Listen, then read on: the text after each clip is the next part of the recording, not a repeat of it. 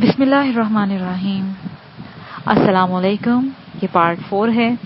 آج ہم آپ کے لیے کتاب لا رہے ہیں نیتیکا، آواز تالیوان، مصنف ایم اے راحت۔ یہ کتاب آپ کے لیے بک شیئر پاکستان آڈیو لائبریری کی جانب سے ریکارڈ کی جا رہی ہے۔ دیگر معلومات اور کتابوں کے لیے آپ رابطہ کر سکتے ہیں واٹس ایپ نمبر 0333955373 اور کال نمبر 0300291960 پر محمد اظہر لطیف سے۔ یہ کتاب 312 صفحات پر مشتمل ہے۔ تو آئیے سنتے ہیں پارٹ نمبر 4 صفحہ نمبر 28 سے۔ فوراً میں اپنی پہلی والی جگہ پہ واپس پہنچ گیا۔ دلارے میاں وہاں پہلے سے موجود تھے۔ میں نے ان کو کہا، کیا ہوا دلارے میاں؟ دلارے میاں نے اپنے تھپڑ والے واقعے کے بارے میں بتایا تو میں نے انہیں کہا، یہی تو غلطی ہوگی آپ سے دلارے بھائی۔ کیا یہ آپ کی پہلی ملاقات تھی؟ ہاں۔ ہاتھ ہمیشہ دوسری ملاقات پر پکڑنا چاہیے، اور وہ بھی تنہائی میں۔ آپ بتائیے، اسے کیا معلوم کہ آپ اس سے متاثر ہیں؟ نہ آپ نے اسے پھول پیش کیے، نہ دہی بڑے، اور ہاتھ پکڑ لیا۔ پھر یہ تو ہونا ہی تھا جو ہوا۔ ارے دلارے بھائی تعصب سے ہاتھ ملتے ہوئے بولے، ہاں یار گڑبڑ ہوگی، مگر اب کیا کرنا چاہیے؟ میں تو کہتا ہوں پروگرام کل پر رکھیے۔ اس قسم کا اظہار کیجیے کہ جیسے آپ اس واقعے سے ذرا بھی متاثر نہیں ہوئے اور آپ نے اس کی بات کا بالکل برا نہیں مانا۔ ٹھیک ہے، میں ایسا ہی کروں گا، فکر نہ کرو پیارے، مگر کل اسے دہی بڑے کہاں سے پیش کروں؟ پتا میں آپ کو بتا چکا ہوں۔ ٹھیک ہے، ایک بات اور عرض کر دوں؟ کہو کہو، تم تو بہت ہی اچھے آدمی ہو، دلارے بھائی نے کہا۔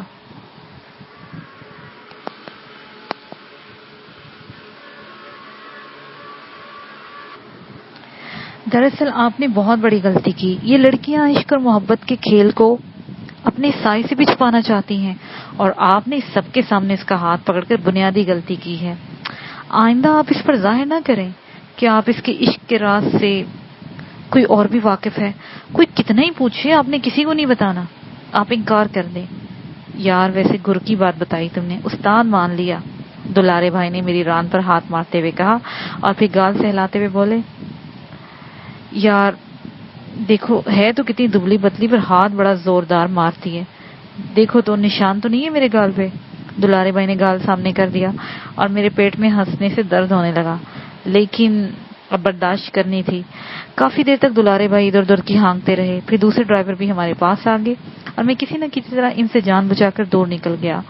لڑکیاں ہموار ہو گئی تھیں اور ہنسی مذاق اور کہہ کے پھر سے جاری ہو گئے تھے، اور میں دور سے ہی ڈرائیوروں اور دلارے بھائی کو کھانا کھاتے ہوئے دیکھا۔ دوسری طرف لڑکیاں بھی کھانا کھا رہی تھی۔ ڈرائیور اپنا اپنا کھانا خود مانگ کر لائے تھے، اور شاید دلارے بھائی کا کھانا لڑکیوں نے خود ہی بھیج دیا تھا، لیکن بھلا میں اپنا کھانا مانگنے کیسے جا سکتا تھا؟ حالانکہ بھوک مجھے بھی لگ رہی تھی، لیکن میں نے سوچ لیا کہ آج دوپہر کا کھانا قسمت میں نہیں ہے۔ میری مالکن میرے بارے میں کہاں سوچ سکتی تھی؟ مالکن، میرے ہونٹوں پر مسکراہٹ پھیل گئی۔ حالانکہ اگر صرف جاگیردار توقیر صاحب کی بات ہی مان لی جاتی اور اپنے گزارے کے لیے وہ کچھ دے دیتے تو وہ اتنا کچھ ہوتا کہ نواب فیروز الدین کی پوری جائیداد خریدی جا سکتی تھی، پھر بھی بہت کچھ بچ رہتا۔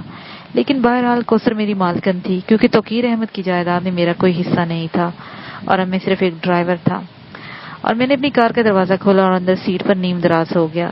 سوچتے سوچتے کچھ غنودگی سی طاری ہوگی، لیکن زیادہ دیر نہ ہوئی کہ پھر میں سنبھل گیا۔ لیکن دوسری طرف شام ہو چکی تھی۔ میں نے دیکھا کہ لڑکیاں اپنا سامان اٹھا رہی ہیں اور ڈرائیور ان کا سامان سمیٹ رہے ہیں۔ میں بھی جلدی سے ان کی طرف بڑھ گیا اور میں نے خاموشی سے کوثر کا سامان سمیٹنا شروع کر دیا۔ وہ اس وقت ایک مہربان لڑکی نے پوچھا، ہائی کوثر، تمہارے ڈرائیور نے کھانا نہیں کھایا؟ میں نے انہیں دوسرے لوگوں کے ساتھ نہیں دیکھا، معلوم نہیں، کوثر نے اسپاٹ لہجے میں کہا۔ ڈرائیور تم کھانا نہیں آئے تھے؟ لڑکی نے براہ راست مجھ سے پوچھا۔ نہیں خاتون، میں نے مجبوراً جواب دیا۔ کیوں؟ کوثر نے تیکھے لہجے میں کہا۔ میری عادت نہیں ہے چھوٹی بیوی، میں نے کہا اور باسکٹ اٹھا کر چل دیا۔ میں نے ان لوگوں پر رد عمل بھی نہیں دیکھا اور واپس کار کے نزدیک آ گیا۔ دوسری لڑکی اپنی اپنی گاڑیوں کی طرف بڑھ گئی۔ ناہید اور دلارے بھائی ایک گاڑی میں بیٹھے تھے۔ کسی دوسری لڑکی نے ان لوگوں کے ساتھ بیٹھنا پسند نہیں کیا۔ کوثر کچھ دوسری لڑکیوں کے ساتھ کار کی طرف آ رہی تھی۔ میں نے ادب سے دروازہ کھولا اور ایک طرف ہٹ گیا۔ کوثر بڑی تمکنت سے اندر بیٹھ گئی اور پھر دوسری لڑکیاں بھی۔ تب میں نے دروازہ بند کر دیا۔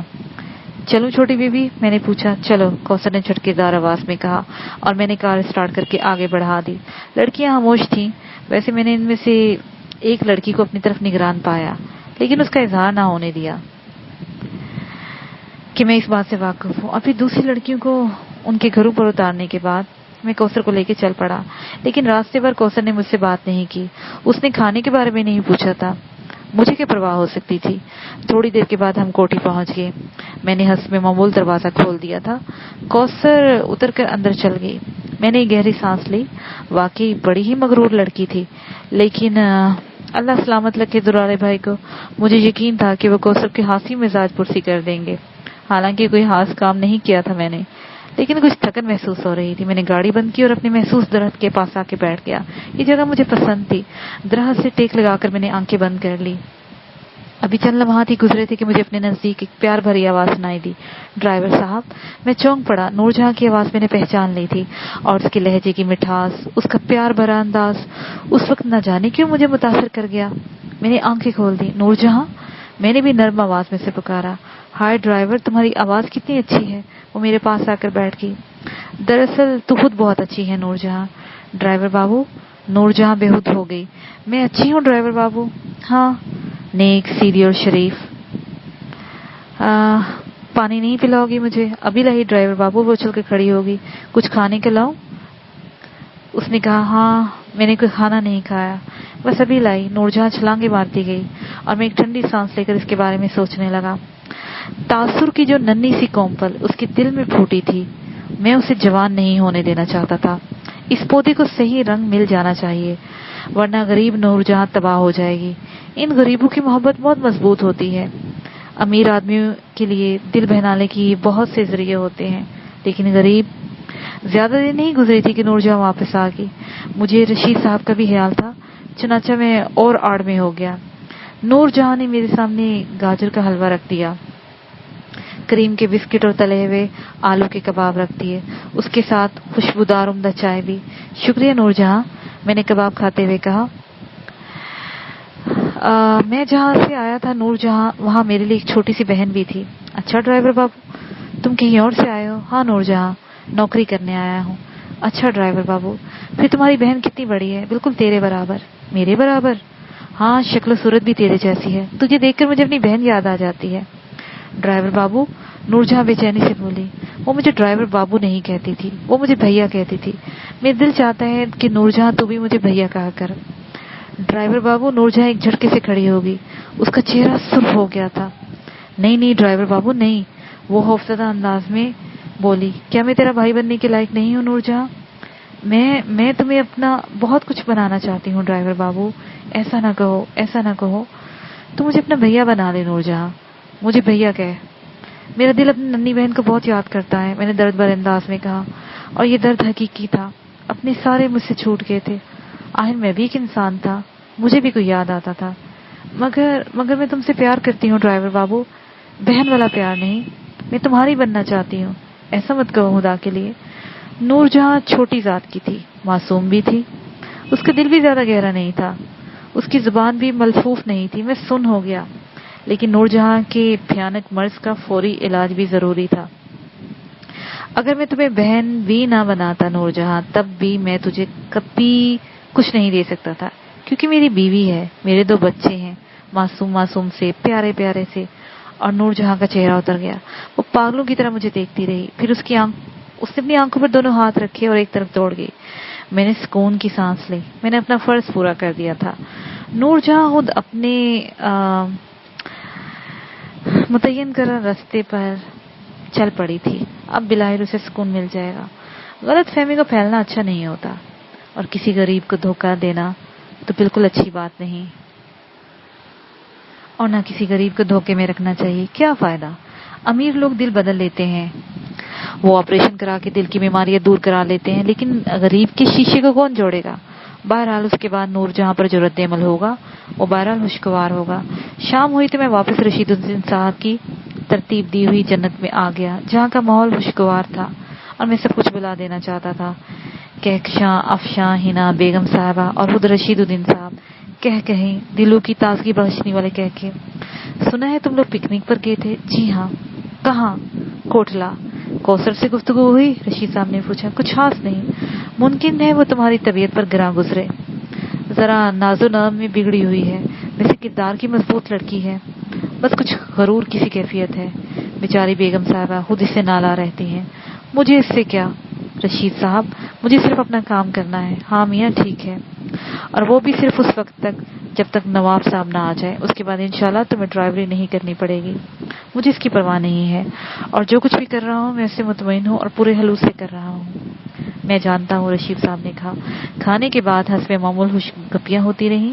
میں نے اپنے پاس رکھے ہوئے 1000 روپے اپنے دوست کو واپس کر دیے تھے, اور اب میری گردن پر کوئی بار نہیں تھا. دوسرے دن حسب معمول میں اپنی ڈیوٹی پر پہنچ گیا. کوئی کام نہیں تھا. لڑکے نے گاڑی صاف کر دی تھی. رشید صاحب نے یہ ڈیوٹی ایک لڑکی کے سپرد کر رہی تھی. 11 بجے تک نور جہاں بھی نظر نہیں آئی. پھر بیگم صاحبہ کا پیغام مل گیا. وہ کہیں جانا چاہتی تھی. میں تیار ہو گیا. بیگم صاحبہ آئیں اور میں انہیں لے کر چل پڑا. تقریباً 12 بجے واپسی ہوئی. 1 بجے لنچ کے لیے چھٹی ہوتی تھی. میں ابھی لنچ پر نہیں گیا تھا کہ نور جہاں کی شکل نظر آئی. میں جان بوجھ کر انجان بن گیا. میں نے اس کی طرف پشت کر لی تھی. بھیا, عقب سے آواز آئی اور میں نے سکون کی سانس لی. میں پلٹا. نور جہاں میرے قریب آ گئی. میری نور. میں نے اسے کھینچ کر سینے سے لگا لیا. عام سی جگہ تھی, کوئی بھی دیکھ سکتا تھا, لیکن پوزیشن, اب میری جو پوزیشن تھی مجھے اس کی کسی کی پرواہ نہیں تھی. اس وقت نور جہاں میرے سینے سے لگی ہوئی تھی کہ کوثر برآمدے میں آ گئی.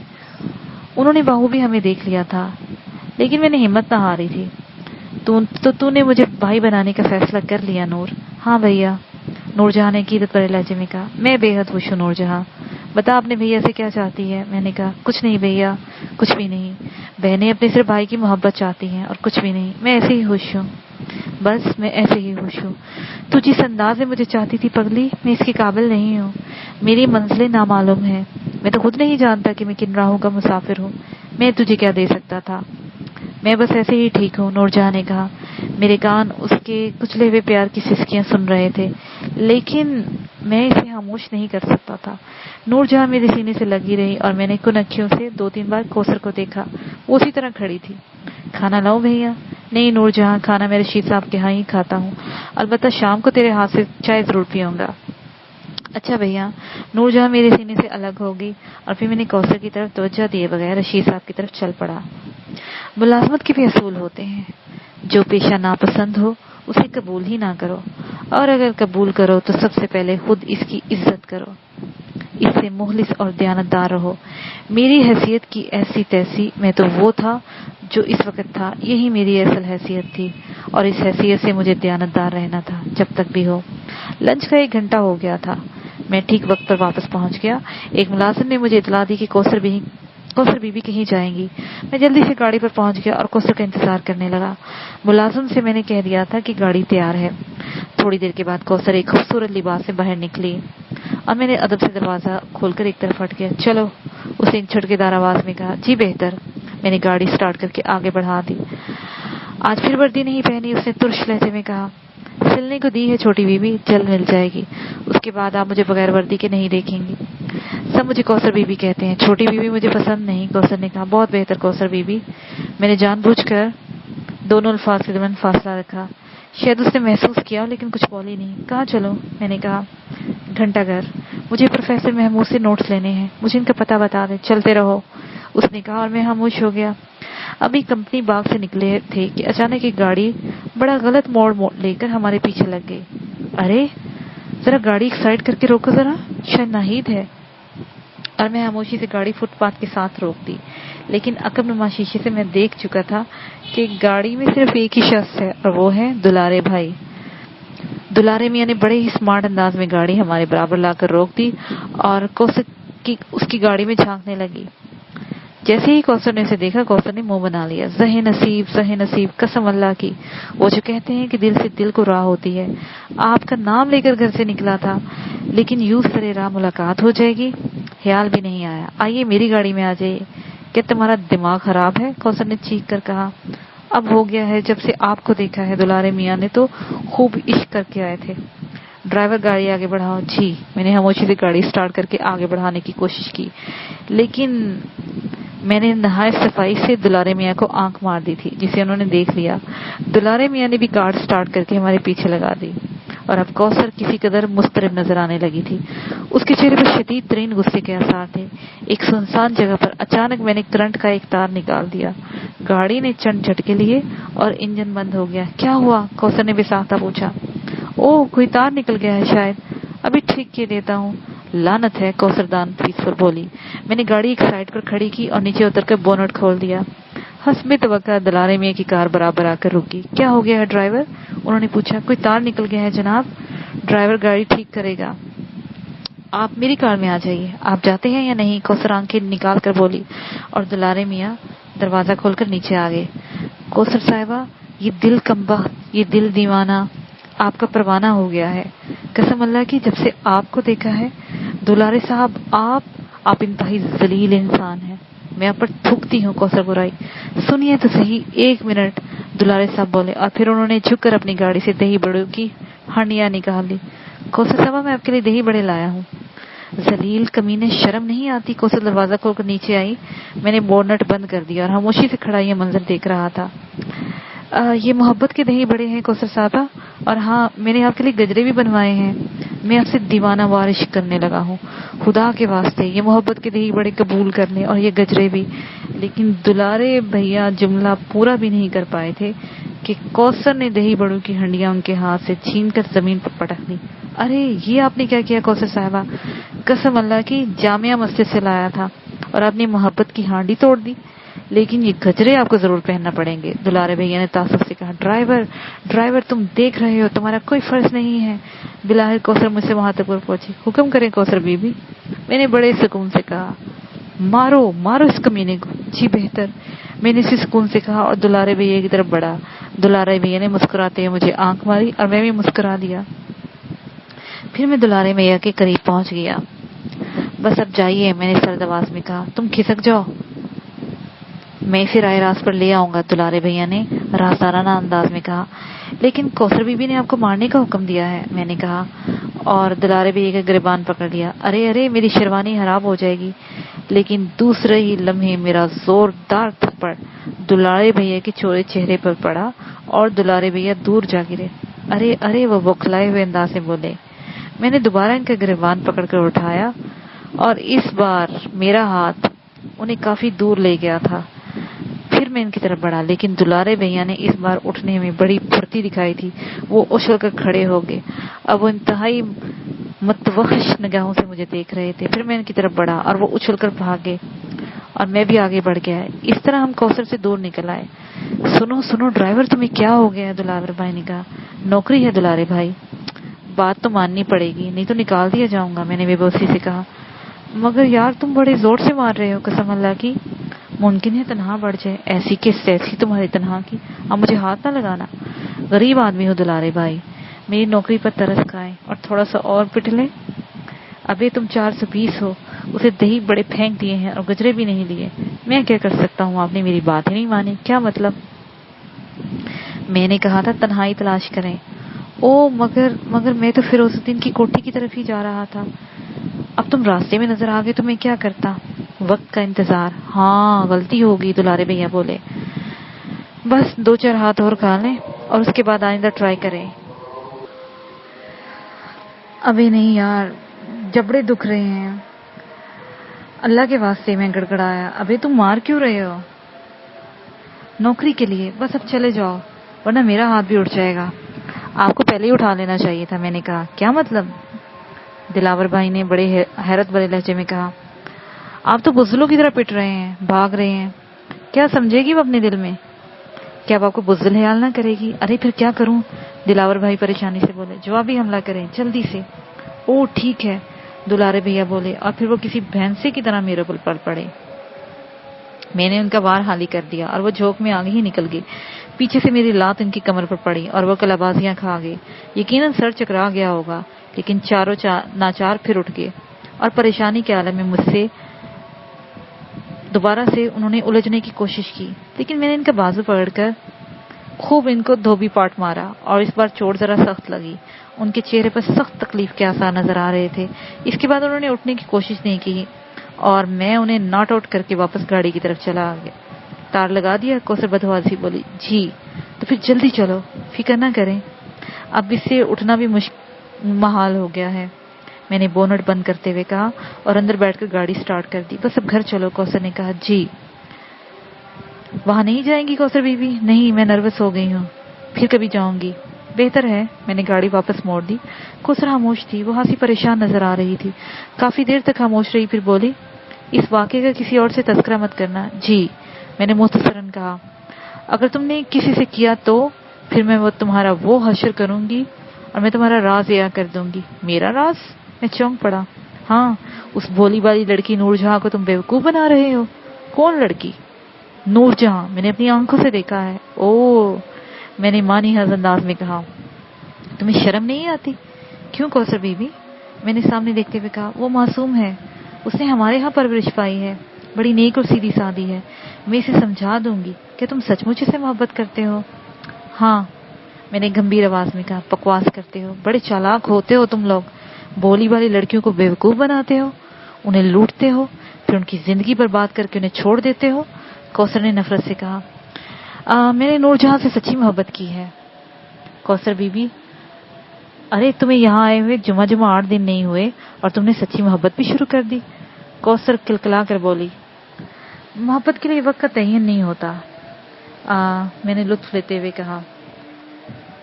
میں کہتی ہوں بکواس مت کرو، ورنہ مجھے تمہارے خلاف سخت اقدام اٹھانا پڑے گا اور میں اس نور جہاں کی بچی کا دماغ درست کر دوں گی۔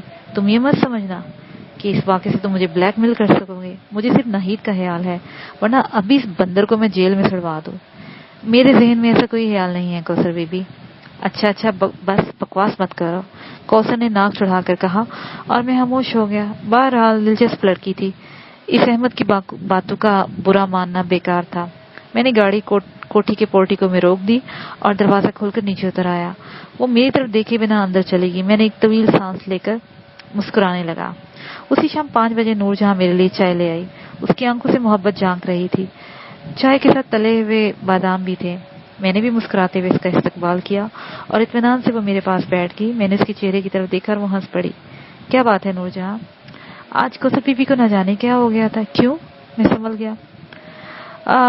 نورے کے ہاتھ مجھے بلوایا، بہت غصے معلوم ہوتی تھی، آنکھیں نکال رہی تھی۔ کہتی ہیں کیوری، تو نے کیا کھیل شروع کر رہا ہے؟ میں تو سمجھ ہی نہ سکی تھی۔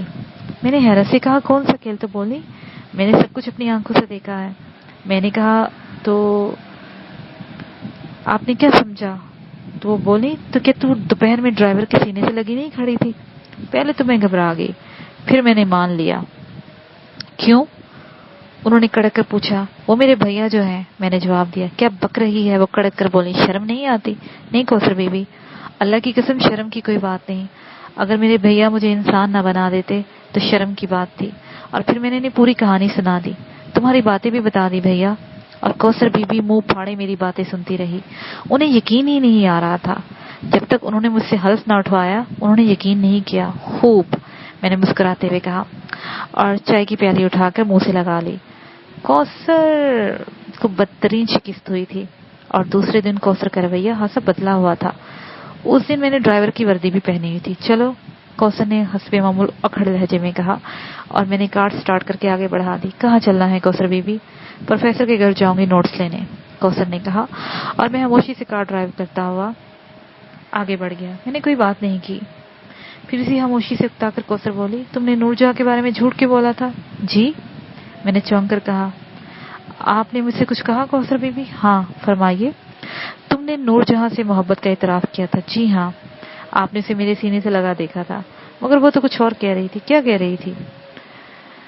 اس نے تم سے اظہار محبت کیا تھا؟ جی۔ اور تم نے اسے کہا کہ وہ تمہیں بھیا کہے؟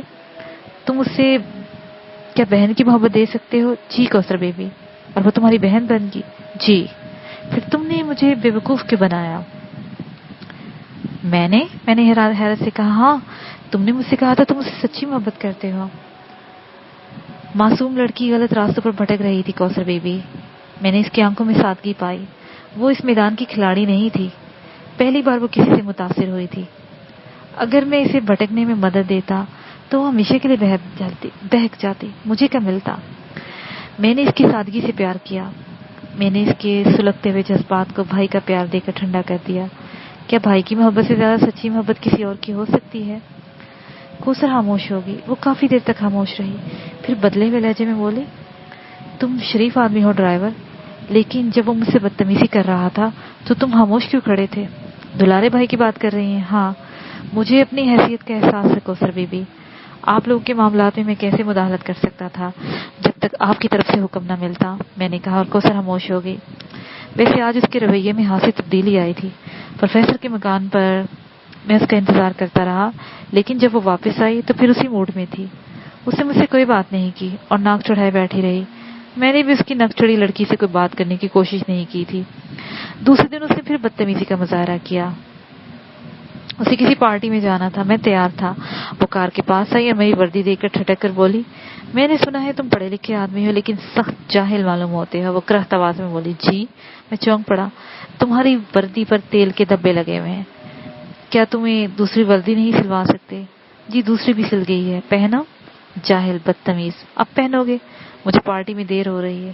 تم لوگ وہ دانت پیس پر بولی، سب گندے ہوتے ہو، کبھی آدمی نہیں بن سکتے. تمہاری ذہنیت ہی گندی ہوتی ہے. اب بتاؤ لوگ کیا کہیں گے؟ اسی سے حیثیت کا اندازہ ہوتا ہے، غلیظ کہیں کے. اور پھر اس نے ایسا شور مچایا کہ توبہ ہی بلی.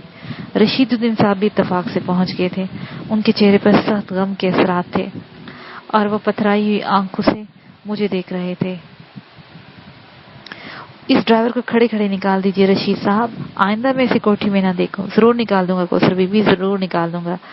رشید صاحب عجیب سے لہجے میں بولے. آج ہی، ابھی اسی وقت. کوثر پیر پٹک کر بولی. بہتر ہے، رشید صاحب نے کہا، اور اسی وقت بیگم صاحبہ نے مداخلت کی. ڈرائیور کا جھگڑا پھر طے ہو جائے گا کوثر. تم اس وقت پارٹی میں چلی جاؤ. بس اب نہیں جاؤں گی، بالکل نہیں جاؤں گی. کوثر پاؤں پٹکتی ہوئی اندر چلے گی. ہم سب ہکا بکا کھڑے رہ گئے. آج کر دیا ہے اس لڑکی نے. تم جاؤ میاں، کل تک خود بہت ٹھیک ہو جائے گی. انہوں نے کہا. یہ ملازمت نہیں کریں گے اب یہاں پر بیگم صاحبہ. رشید صاحب برائی ہوئی آواز میں بولے. ارے نہیں رشید صاحب، آپ تو کوثر کو جانتی ہی ہیں، گھڑی میں تولا گھڑی میں ماشا. میں نے آپ کا نمک کھایا ہے بیگم صاحبہ، لیکن میری بدقسمتی اس بڑھاپے میں آپ کی نمک حرامی کا مرتکب ہو رہا ہوں. ان کے ساتھ میرا بھی استعفیٰ قبول کر لیں. میں رات تک آپ کی حویلی حالی کر دوں گا. ہر قسم کے حسابات بنے ہوئے ہیں. میں ہر وقت حساب کے لیے حاضر ہوں. رشید صاحب نے کہا اور میں چونک پڑا. بیگم صاحبہ کا منہ بھی کھلے کا کھلا رہ گیا. کیا کہہ رہے ہیں رشید صاحب؟ اور وہ بمشکل تمام بولے. بوڑھا ہو چکا ہوں، اب آپ کی ملازمت انجام دینے کے قابل نہیں ہوں. لیکن اس وقت اچانک مجھے یقین ہے کہ آپ کوثر کی بات سے ناراض ہو گئے ہیں. وہ میری بچی ہے بیگم صاحبہ، لیکن سرفراز بھی میرا بیٹا ہے. اگر کہکشاں اس کی شان میں گستاخی کرے گی تو خدا کی قسم میں اسے بے یار و مددگار چھوڑ دوں گا. ہاں وہ کہیں بھی بھٹکتی پھرے. رشید صاحب کی آواز آخر میں سخت ہو گئی تھی. رشید صاحب سنیے تو صحیح. میں نے مداخلت کی. اوہ، رشید صاحب گرج کے بولے، اور ان کا یہ لہجہ اس قدر شدید تھا کہ اس کے بعد میں کچھ نہیں بول سکا. بیگم صاحبہ کھڑی رہ گئی اور رشید صاحب مجھے بازو سے پکڑے ہوئے گھر لے آئے. اس حلوس پر میری آنکھوں سے آنسو نکل پڑے، لیکن میں نے انہیں ظاہر نہیں ہونے دیا.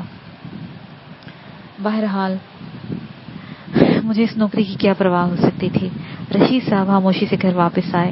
انہوں نے سب کو طلب کیا اور پھر انتہائی سنجیدہ لہجے میں بولے. فوری طور پر سامان باندھ لو، ہمیں رات تک کوٹھی حالی کرنی ہے. ہیں؟ کیا ہوا؟ کیا بات ہے؟ بعض باتوں میں مداخلت مناسب نہیں ہوتی بیگم، صرف تعمیل بہتر ہوتی ہے. رشید صاحب سنجیدگی سے بولے. بیگم صاحبہ بہرحال شوہر شناس تھی. اس کے بعد انہوں نے کوئی سوال نہیں کیا. خاموشی سے لڑکیوں کو ہدایات دی اور پھر خود بھی ان کے ساتھ مصروف ہو گئی. رشید صاحب نے ہینا سے چائے کے لیے کہا اور پھر میرا ہاتھ پکڑتے ہوئے بیرونی کمرے میں آ گئے. برے وقت کا انتظام ہے میاں. میں نے ایک مکان بنا لیا ہے. پہاڑ گنج میں زمین خرید لی تھی، آہستہ آہستہ سے تعمیر کر لیا. اللہ کا احسان ہے، کوئی دقت نہیں ہوگی. دونوں مل کر سوچیں گے. رشید صاحب آپ بلا سے مجھے ملازمت سے منع کر دیں، میں نہیں جاؤں گا. لیکن آپ کا جانا جوتا اٹھاؤ اور میرے سر پہ لگا دو، 10-20 لگا دو. لیکن واللہ اس موضوع پر بات مت کرو، میرا دل ہون ہوتا ہے. اور اس کے بعد میری کچھ کہنے کی ہمت نہ ہوئی. چائے آ گئی. بی افشا لائی تھی اور ان کے تیور بڑے ہی معنی ہے انداز تھے، لیکن شاید ان کو بھی کچھ بولنے سے منع کر دیا گیا تھا، اس لیے وہ خاموش رہیں اور پھر خاموشی سے واپس چلے گی. لیکن تھوڑی دیر کے بعد بیگم صاحبہ کے بولنے کی آواز آئی اور رشید صاحب چونک پڑے. بیگم صاحبہ شاید اسی طرف آ رہی تھی اور پھر وہ کمرے میں آ گئی. تشریف لائیے بیگم صاحبہ. رشید صاحب اٹھ کھڑے ہوئے. رشید بھائی برسوں کی محبت کو یوں ٹکرا دیں گے، گمان بھی نہ تھا. بیگم صاحبہ برائی ہوئی آواز میں بولی.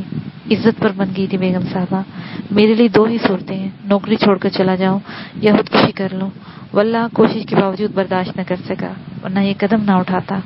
کوثر دیوانی ہے، آپ جانتے ہیں، میری خطا نہیں ہے۔ اللہ آپ کی بچی کو سلامت رکھے، اللہ اسے خوش رکھے۔ آپ اسے سزا دے دیں، مجھے اعتراض نہ ہوگا۔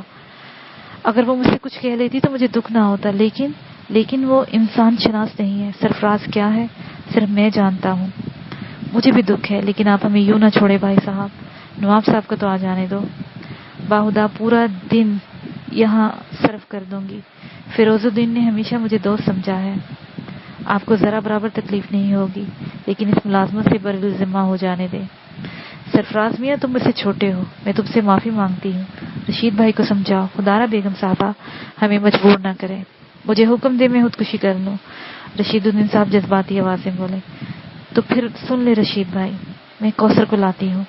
اگر اس نے اپنی غلطی کا اعتراف کر کے سرفراز میاں سے معافی مانگ لی اور انہوں نے اسے معاف کر دیا تو پھر آپ کو رکنا پڑے گا، ورنہ پھر ہمارا بھی اللہ مالک ہے۔ بیگم صاحبہ رشید صاحب کا جواب سنے بغیر مڑ گئی۔ انسان شناسی سکھاؤ سے انسان شناسی، ورنہ سر پر ہاتھ رکھ کر رو گی، رشید صاحب بڑبڑائے۔ میں نے خاموشی ہی مناسب سمجھی، ویسے اپنی ذات کے اس ہنگامے سے مجھے کوفت ہو رہی تھی۔